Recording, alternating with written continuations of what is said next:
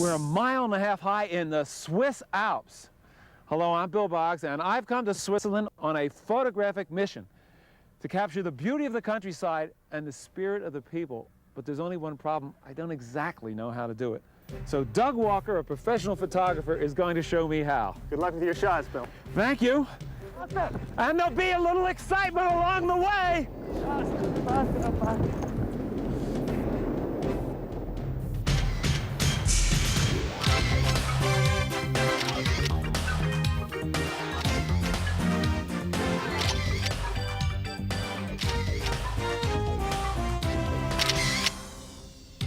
Yesterday, we were in New York City. Today, after an 8-hour flight to Geneva and a 1.5-hour train ride, Doug and I are high in the Swiss Alps in the town of Lausanne. Here, we'll take aerial photos from a paraglider and learn how to capture on film the medieval castle that inspired a famous poet. Next, it's northeast to Interlaken and panoramic shots from Europe's highest train station, then even higher, on an ice climbing adventure. We'll continue on a glassed-in train to Lucerne and learn the best ways to shoot the famous icons of this ancient city. An hour ago, I didn't know if I had the nerve to actually jump off the top of Bernus Mountain. And now that I know what it's like, I want to do it again. My son is never going to believe this. This time, though, I'm going to remember to take some photographs. So I asked Douglas for some tips. Well, I'll tell you how you can prove it to your family, to your friends. Why don't you try and stick a piece of your body into the shot? Possibly your hands. So you could point to something that you're flying over. Body part. Body part, or even your shoes possibly. And that way they'll know for sure that you're flying. Like this? Like that, yeah. All right. Any other tip? Sure, I think you should try a self-portrait when you're up there. Headshot. A headshot, yeah. The best thing to do is extend your arm as far as you possibly can, center the lens, and take a shot. There you go. And the other thing you might want to try, have some fun with it, do a couple variations. That way you'll know for sure that you were flying. As long as my hand isn't shaking too much, I will attempt to do that. Good thing. Well, today's a big day for you. It costs $11 to ride the cable car to the top. That's true. Paragliding down will set me back another $100.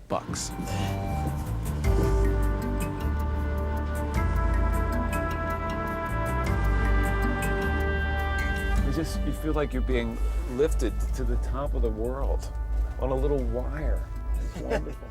It's with the accent on little wire, right? Very strong, the little wire. Yeah.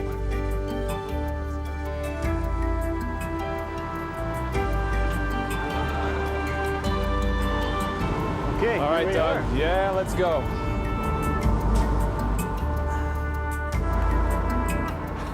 Oh. Wow. Wow, here we are. We're at about 6,000 feet. My pilot, Jeff, prepares the gear. It's very tight. Yeah, it is. Well, I'm ready to rock and roll. Or fly, one of the two. Hey, let's go. Okay, guys.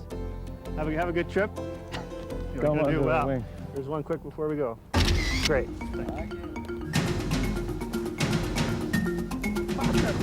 Now you step up. You're up. Okay, boy.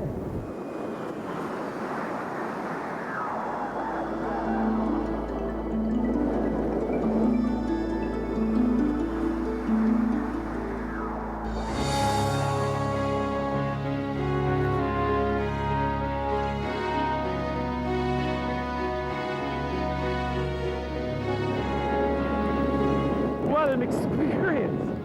Woo! This is as close as I'm ever going to get to being a bird.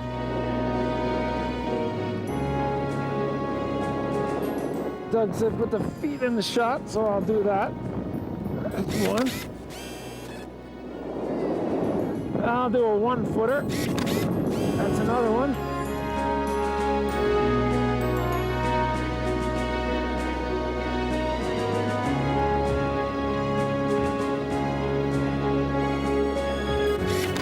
This should make the point that I'm hanging in midair.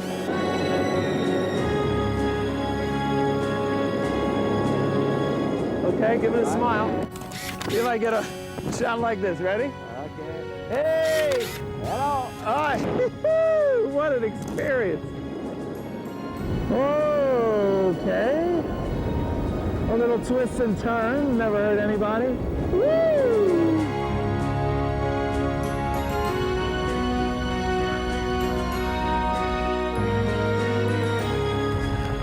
Oh, I see our landing spot there.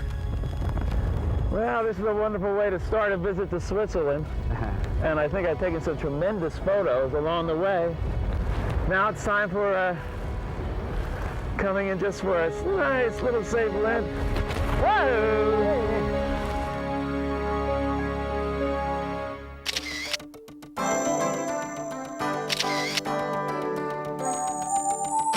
At the top of the mountain, there's a revolving restaurant. Jeff and another pilot, Marino, join us for lunch. So, Jeff, this is kind of typical of what you might have for lunch someday when you're flying? Yeah, it's not typical, but normally it's a cheese fondue, but we don't want to eat all the time a cheese fondue, so we like to change with a Chinese fondue. This is actually called Chinese fondue? Yeah, Chinese fondue. So Chinese fondue is very lean beef. Yeah, is it? With, into what? Bouillon, I don't know how you call that, but mushroom, vegetable. Vegetables, and the chef told me you've got Chinese mushrooms. Yeah, is it? How about the wine? Is this the local wine? Yeah, is it? It's this one. It's a white wine. It's from a bay. It's just down here. About from here, if we go straight down, it's 7 kilometers. The pilots convince us we need to tour the vineyards on bikes. They direct us to Chèvre, a village at the center of the Lake Geneva wine-growing district. It's about a 1-hour train ride from Lausanne. Bicycles are available to rent at most train stations. They cost about $16 a day. We're in the French-speaking region. Lots of locals know English. I wish I spoke better French. Ah, flat tire. Flat tire. Oui. What do we do? Okay, flat tire. Problems? Flat tire. Flat tire. Okay. No answer. Okay, good. Thank you very much. It's a wonderful way to travel around also by bicycle. Sure is. You get to see a lot of the country this way. Yeah, I think you look more carefully when you're going slowly like this. That's right. Yeah, this is a nice trip. Look at the size of this vat here. Look at this thing. That's great. Yeah. On our way to the vineyards, we stumble across a harvesting crew unloading grapes. They invite us inside to take a close-up look. I wonder if these grapes are the property of Mr. Paley. Let's find out. So pretty close. I want to say this is a vat of grapes. I got one other thing here. Let's see what they're like before they hit the bottle. Oh, it's great. Mm. Very good. Thanks.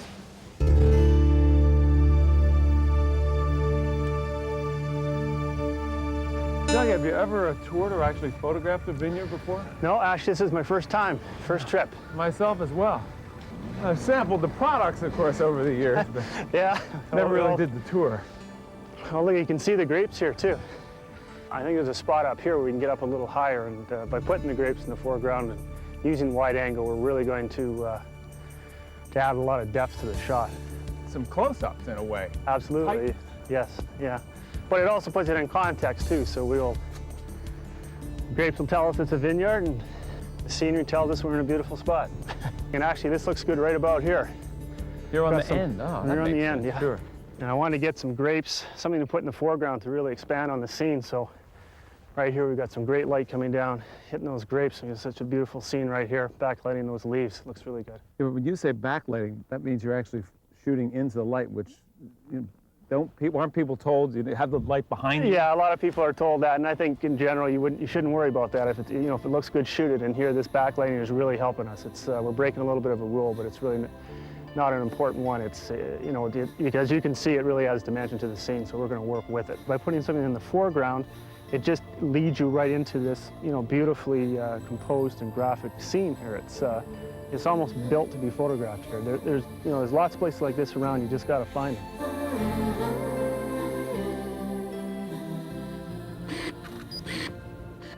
So you're happy, huh? Oh, this looks fantastic, yeah.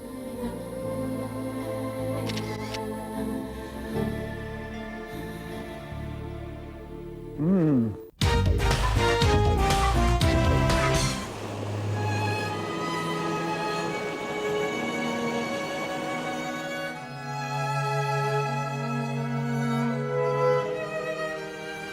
Well, Doug, these dark skies serve as an interesting backdrop to visit a nearly 1,000-year-old medieval castle. What do you think? Yeah, the clouds look fantastic over Lake Geneva there. It's beautiful. This Chateau de Chillon, which is called, is actually the most visited historical building in all of Switzerland. Oh, you can see why. I think there's going to be many opportunities here to get a great shot. Yeah, I agree with you. But you gotta wonder, when you look at these slits in the wall, the people who've stared out over nearly 1,000 years, and some of the noble and evil deeds. I'll bet. Let's go have a look. Okay. Chateau de Chillon rises from the shore of Lake Geneva at Montreux. It's about a 35-minute train ride east from Chèvre. We're here on this rainy day to photograph this architectural classic. Well, we're crossing the moat. Every good castle needs a moat. I'll say. Hey, Bill, wow, look at this. That's beautiful. This is going to make a great shot. It's like time is standing still. No kidding. Wow, very monochromatic. It's just a beautiful, beautiful frame shot here. Okay. I think you should shoot this. Indeed, I will. That's good. Vertical is a good way to do it. It's a great shot, but I got a tip for you here, Bill. I think what happened is that you have your camera on automatic. So this flash went off, which it's supposed to in this situation. But in this situation, we don't want that. How come? Well, it's really going to sort of make this a little bit weaker because it's going to light our nice framing aspect here of this arch. So I think what we want to do is turn the flash mode off, redo it, create the silhouette, which will frame us in, and you'll get a wonderful shot. Okay, here we go. There you go, Bill. I've got the dramatic frame now. You're learning. Let's go. Thank you. Inside, Doug and I take the self-guided tour. As I learn more, my imagination sweeps me back to the Middle Ages. From this castle, the Counts of Savoy controlled the main road to Italy and collected taxes on the merchandise streaming by. Over time, emperors, popes, and princes from all across Europe would come here to hold court. In 1536, the Swiss captured the castle and used it as an armory. A few years later, the castle's most famous prisoner, Bonivard, was chained to a pillar in the dark dungeon. Doug, I've learned that the castle actually became well known because of a poem. Lord Byron came here in 1816, and he wrote a poem about a man who was held political prisoner here for 4 years. Really, right here in this dungeon? Yeah, in this actual space, actually right over there. And this is an excerpt from the poem.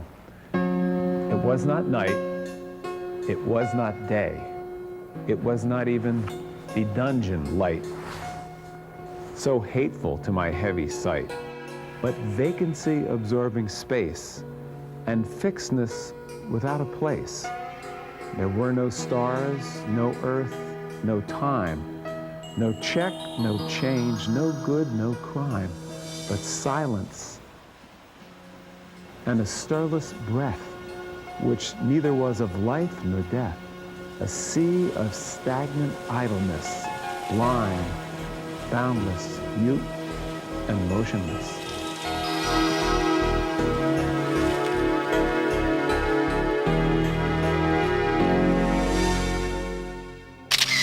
About 20 miles away in the city of Lausanne, there's another medieval landmark I'm anxious to see and hear. For centuries, a town crier has stood in the tower of the Lausanne Cathedral to warn the villagers in case of fire. Now, these days, he's no longer needed for fire duty, but he still makes his cries each hour, every night. Doug, I want to get a good photograph of the town crier at the top of this medieval cathedral. Sounds great. The reason I'm interested in this is that there has been a town crier crying the time every night on the top of this cathedral since 1405. Really? So if we get a good photograph of him, we're getting a photograph of living European history. All right. And it's built with the actual local sandstone, so which is a soft stone. You can actually feel it as they come up. So it's constantly in a state of repair. There's never a day of the year when they're not working on it. It's 225 steps to the observation deck. I hardly have time to catch my breath when the big bell begins to strike the hour. It's also the cue for the town crier to go to work. Il a sonné 10. Il a sonné 10. Philippe Beglon is chanting, "This is the town crier, the clock has struck 10." And he agrees to let us photograph him so long as we don't interfere with his 700-year-old schedule. So Bill, we've had a look around and I think I found my spot here. This definitely is the right location. We've got great city skyline here and some good architecture. So from this shoot corner away. over to the choir. Okay, let's see what I can do. All right. All right, it's good.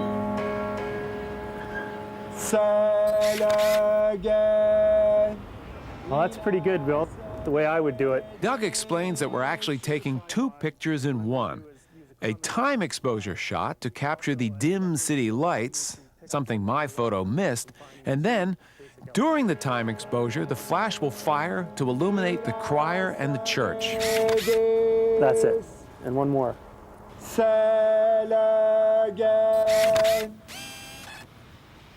Okay, now I think based on that, we're going to have some a much more dynamic shot with a lot more depth and a sense of place. Doug told me that my APS camera can also combine a time exposure and flash in one shot. I just needed to turn on a special mode called night flash and use a tripod. Thank you, Philippe.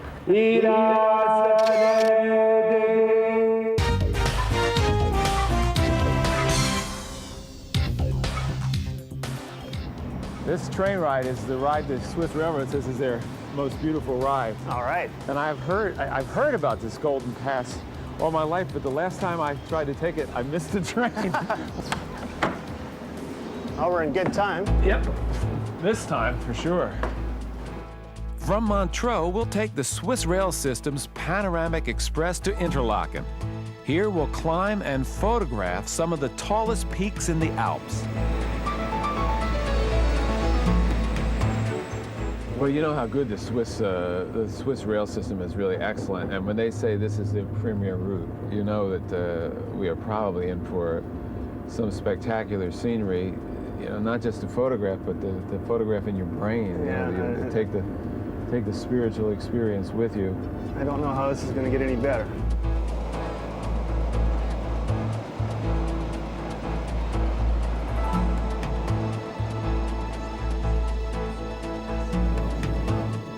We each bought a first-class 8-day Swiss Rail Pass. It cost about $320.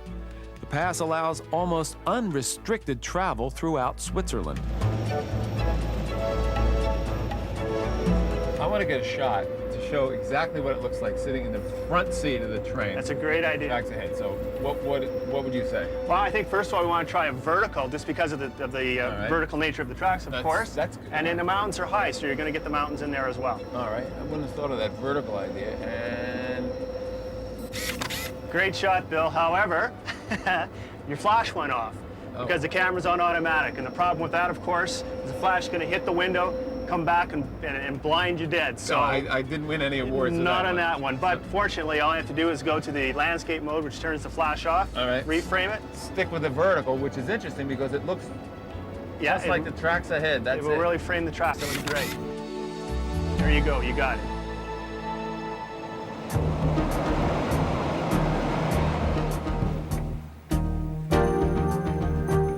Interlaken translates to between the lakes. The town of Interlaken is literally between Lakes Thun and Brienz. We're now in the German-speaking part of Switzerland.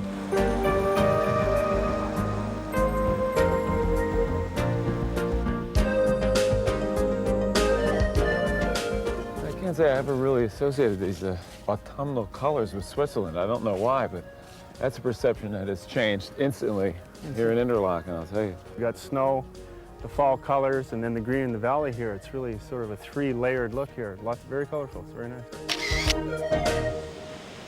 Interlaken's our home base to visit nearby sites. First, we're off to Lauterbrunnen. It's a 30-minute rail and bus ride, both free with our rail pass.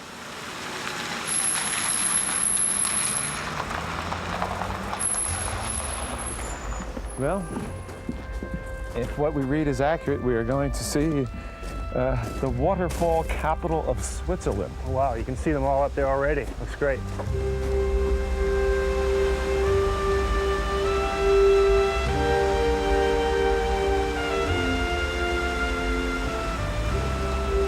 The waterfalls here are fed by glaciers in the surrounding mountains. Trummelbach Falls are the most visited because there are paths and elevators to the most interesting sections. So Doug, where do you want to start? Well, there's lots to see. That's fall number 6 here. Let's go down the chute. Winter is fall number 6, okay. Well, there What it a is. wonderful sight. That is a raging torrent. I'm ready to move, and got it. If I could take your camera, I'll do a portrait for you like I haven't done too many already. Appreciate it. I'm going to get you to work a little bit. I'm going to get you to lean down a little bit. Why? So that, because I'm going to go up on the stairs and elevate a little bit, and that way we're going to see the end of this waterfall, in other words, where it ends up. So we'll have a nice stream coming down the pool and some drama. So do you want to get in there and I'll take it for you? I'll move your pack out here.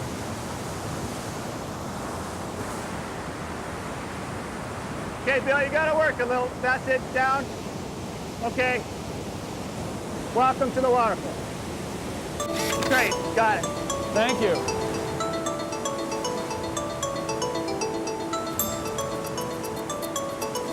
We also want to get a shot that captures the motion of the water, so Doug suggests a time exposure. It'll blur the water so much that it'll almost end up looking a little silky. It'll be a really, really nice shot. It's kind of a technique that we pros use all the time. Bill, I can change my shutter speed here with using this camera. I've got a few features here that allow me to go on manual, yeah, and then by pushing a few of these magic buttons, I can get this down to where I want. So that's what I'm going to do. I'm actually going to go about 4 seconds, maybe 8 seconds. I'll do a couple different shots just to give myself the best opportunity to get this shot. So, And that's why it's on the tripod, too. it's on the tripod because obviously if the camera's open for 8 seconds, if you're hand holding it, we want the water to blur. We don't want the rest of the scene to blur. Good, that's one. Ahead on Freeze Frame, we overcome a common lighting problem on a snow-white glacier.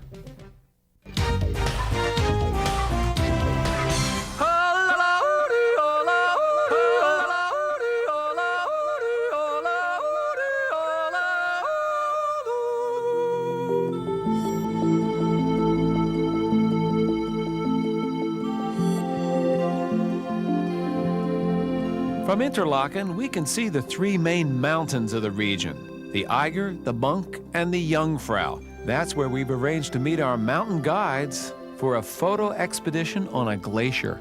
Our destination is Jungfrau Joch, which lies on the saddle between the Jungfrau and Monk. At 10,360 feet, it's the highest railway station in Europe. Our journey takes us about 14 miles southeast of Interlaken, and most of the trip is up a steep incline. At Kleine Scheidegg, the tracks become so steep that we must transfer onto a cogwheel train.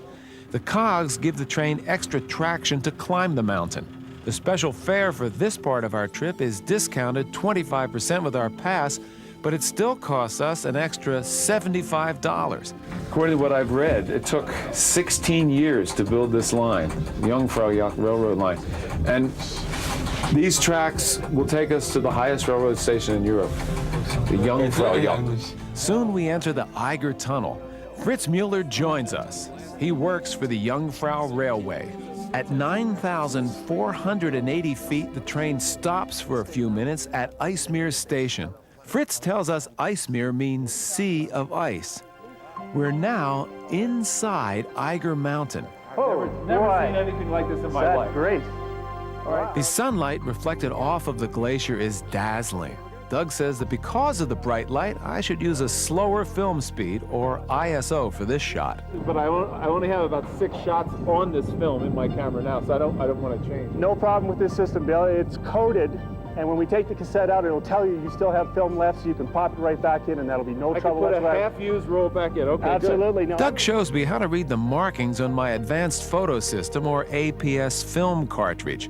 There are white symbols that tell me if the film is unexposed, if it's partially shot, if it's entirely shot or if the film has already been developed. Okay? All right, so I just put this in. Yep, we'll just reload and then let's shoot this thing. It looks great.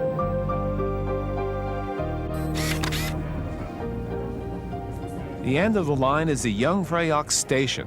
This place is known as the top of Europe to the more than 1 million passengers who make this journey every year.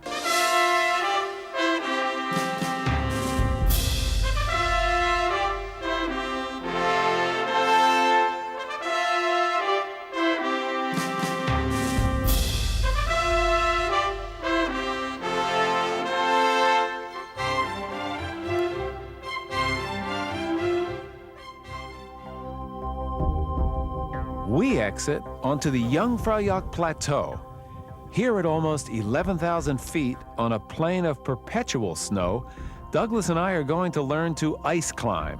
Peter and Stefan are our guides. Okay, guys, let's move. How does the altitude affect all of the people you work with and yourself as well? Everybody gets affected by the altitude, and it's just a matter of getting acclimatized. How much time you're going to spend in a certain altitude, Right? you get used to slowly. Slow down. I find myself, my heart beating really fast at this point. Do you hear this from people often? Yeah, it's very normal, yeah. That's very normal. It's just because the oxygen is... There's less oxygen in the air here. A climb like ours on Jungfraujoch with a personal mountain guide and climbing gear costs about $375. Okay, now guys, we're going to do a little briefing of the actual climbing now. So you're just going to watch what I'm going to do. I'm going to tell you what to do after me. All right. As soon as I'm up there, I'm going to belay you from the top, pull up the rope tight, and you can use 2 ice axes to follow me. Okay. So this is the other axe. Okay. 2. So I'm going to show you now. Hit. Hit. Climb up. Peter leads the way up. He makes it look easy. I doubt if it's going to be that easy for me. I'm up next, and this is not the time to get cold feet. All I hear is the sound of the rope pulling me up. Okay. That means you're next, Bill. Are you ready? The rope is just to belay you. You climb yourself, so use your ice axes as Peter showed you before. Now I'm having trouble with the first step here. Try to hit your feet into the snow.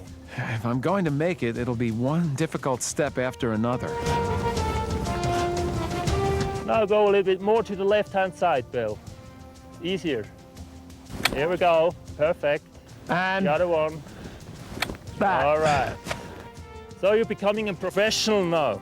No, Looks very good. I feel like Chuckles the Clown on a glacier. All right, now what? Okay, Bill. Now you should take up your feet. That's the exhausting part of the trip.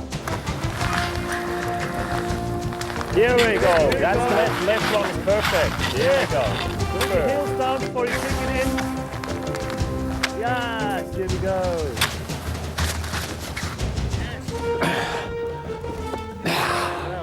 Just one more step. One more step. Sit down. I'll be happy to sit down. I can't believe I'm here. What a view. Paging Doug Walker. I'll be right there.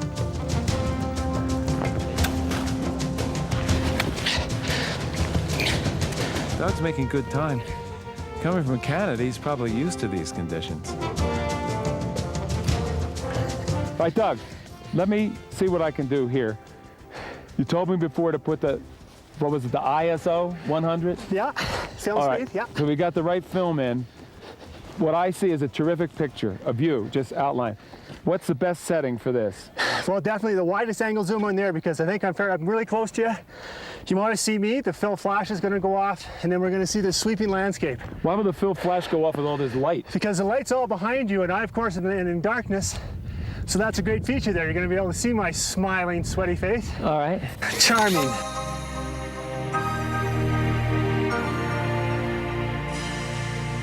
Doug, you're a professional photographer. You've been all over the world. Now we're sitting here inside of a glacier.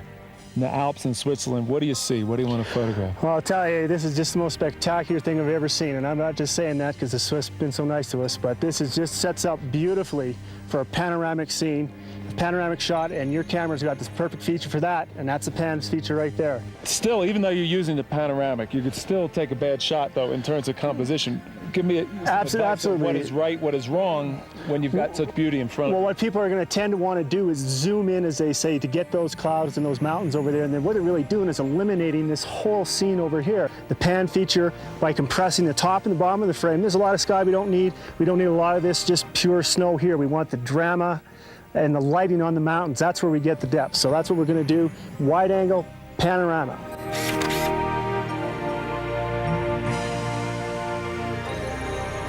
Stefan, Peter, thank you. Thank you, guys. Okay, guys, big smile. You were excellent. Good, got it.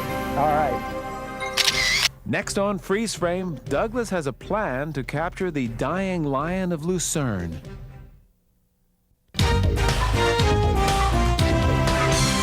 From Interlaken, we take the Panorama Express northeast to Lucerne, and it's about a 2.5-hour train ride.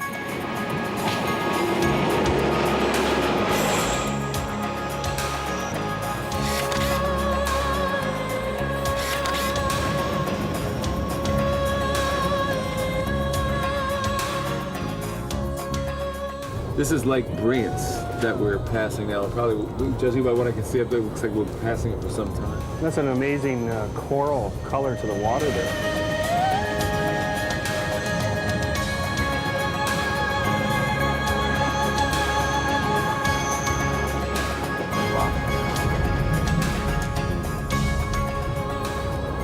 So this boat just tours up and down the lake? Well, yeah, it's a scenic cruise because of the scenery, but it goes from port to port to port, so you transport yourself across the lake. It's really a terrific way to Yeah, travel. that'd be a good ride, wouldn't it? Or you can run around the lake. You have a choice. I never used an APS camera before this trip, so I had my first rolls of film developed in Interlaken. Okay, Bill, what happens is all the negatives are stored in the cassette. You never actually have to touch them. And the lab gives you a contact sheet similar to what I would get as a professional. Each one of these pictures is coded, so all you have to do when you want to get reprints is go back, give them back this, and of course the code is right there. You get your prints right away. So I won't lose my negatives like I normally do. You won't if you don't lose the cartridge. Well, Bill, here we are. The train station is in the old part of the city. Lucerne dates back to the 13th century.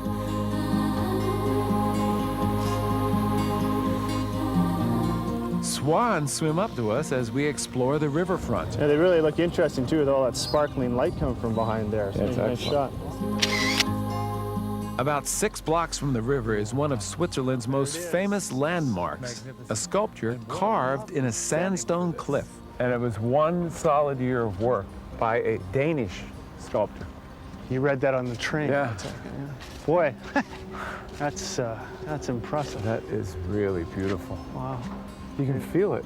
I mean, it's something that has, it's a piece of artwork that has life.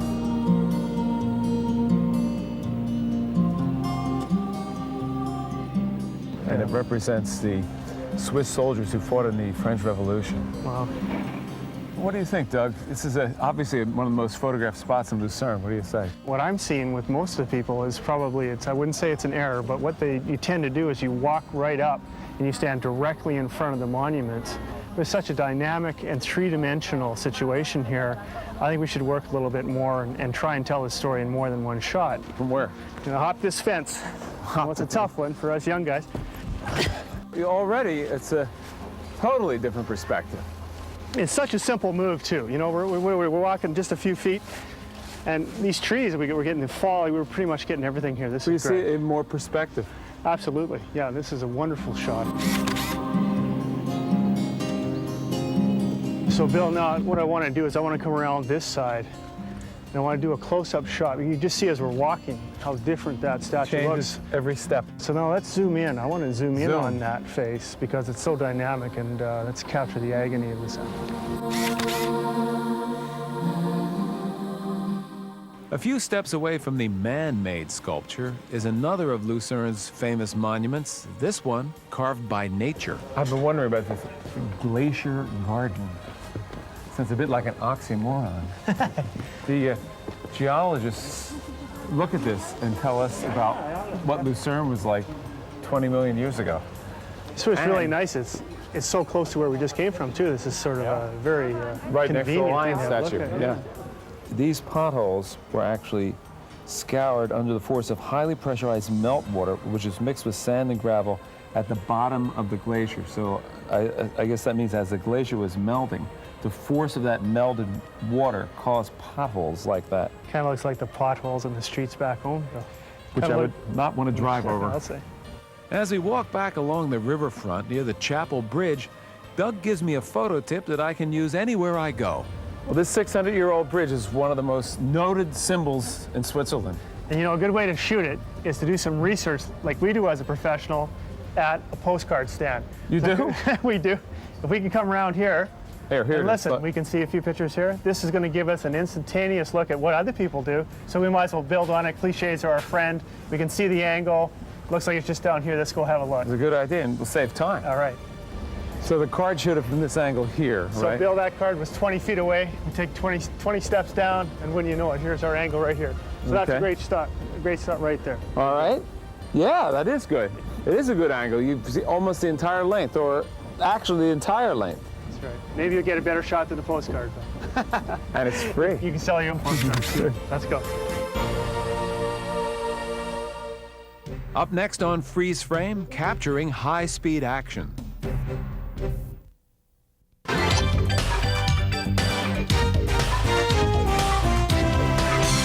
It's a 1-hour train ride from the city of Lucerne to Engelberg at the base of Mount Titlis. At the top, where it's snow-covered year-round, Doug and I plan to take ski lessons. Here in the lower elevations, the meadows are still green.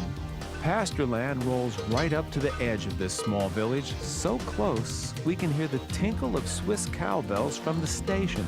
Cowbells are an unofficial symbol of Switzerland. I've been looking for an opportunity for a classic shot.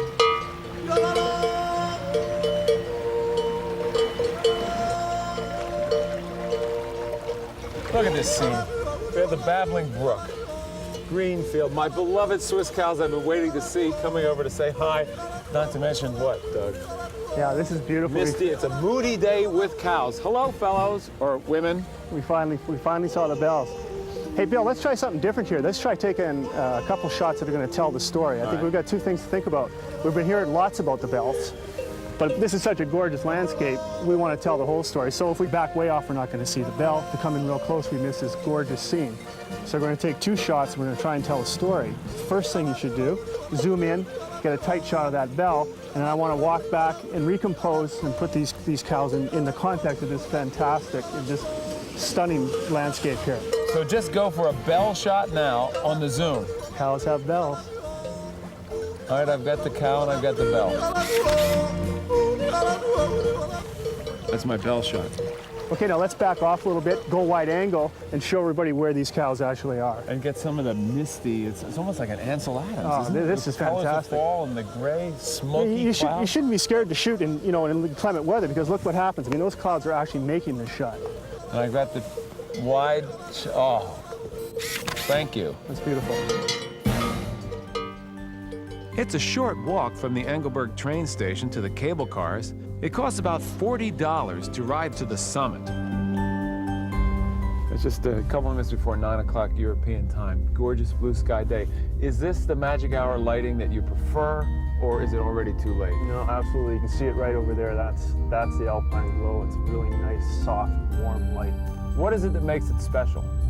Well, when the light is low like that, it's very soft. It's a softness and warmth to the light. You can see it hitting the top of those mountains there. Yes, it looks like it's exactly the kind of day you want. And Here's our rotate. yeah, this is a rotaire.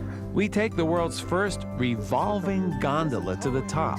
As many as 75 passengers can stand inside for the 5-minute ride. The car slowly turns to reveal a 360-degree view of the glacier field below. Well, I'm looking forward to you putting on those boards, Bill. You think so, Doug? Well, we'll see.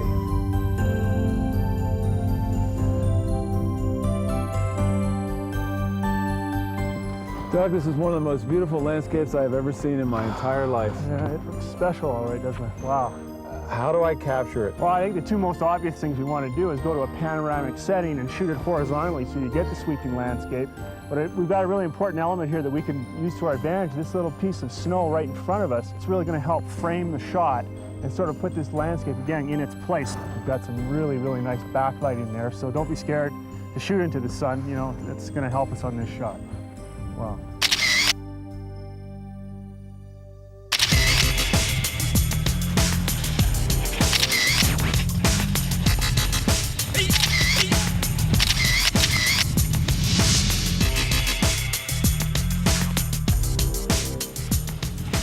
All right, Doug, we got people coming at us from all angles here, 40, 50, 60 miles an hour. How do I get the action shot? Well, there's two things we have to do, Bill. We've got to pan our camera with the skier, and we have to make sure to keep him in the center so that with our autofocus feature, the subject matter is sharp. So I'll pan and keep the action in the center. Right, and I see as I look in the center, I've got a little square there, and I keep the skier right in that square. And that way, that's the autofocus indicator, and that'll keep the skier sharp. Here And I comes pan, and got it. Okay, I've seen enough. It's time we meet our ski instructor, Christoph. Doug never had a lesson, and the last time I had skis on, cable TV wasn't invented. Oh, that's So we have to have pretty basic instruction here. okay. So that's quite some time ago. Well, the main thing is, I suppose, that you have to get our skis natural to our feet. That's the main thing. You have to feel happy. I with feel your happy, movements. but I don't Okay. feel like I'm going anywhere. I mean, What we try now, we slide. So we bend the knees and ankles like that, parallel, and we stand up and slide and stop. that's one of the ways that you essentially learn to stop, because I notice as they're stopping, they're always coming in on an edgy position, when otherwise they're plunging off the side of the gorge there. Absolutely right. Right, Absolutely okay, right. good.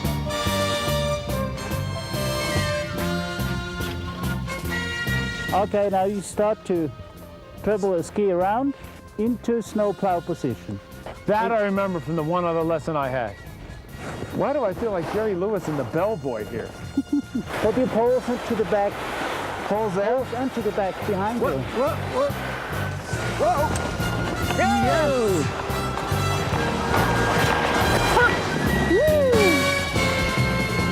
You all right?